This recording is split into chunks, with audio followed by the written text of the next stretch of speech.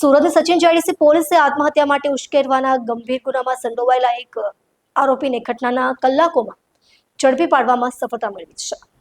આ કેસમાં આરોપી દ્વારા એક મહિલાને લાંબા સમયથી શારીરિક અને માનસિક રીતે હેરાન કરવામાં આવી હોવાનો આરોપ છે, જેના પરિણામે તેણીએ આત્મહત્યા કરી હતી। પોલીસની સર્વેલન્સ ટીમ અને હ્યુમન ઇન્ટેલિજન્સના નેટવર્કનો ઉપયોગ કરીને આરોપીને વેસુમાં સોમેશ્વરા વિસ્તારમાંથી ઝડપી પાડવામાં સફળતા મળી હતી। ગત 30 સપ્ટેમ્બર 2025ની સાંજે 6 વાગ્યાએ કૃષ્ણાએ તેમના નિવાસ સ્થાન શિવનગર સચિન જેડીસી સુરત ખાતે રસોડામાં લોખંડની એંગલથી ગળે ફાંસો લગાવીને આત્મહત્યા કરી હતી।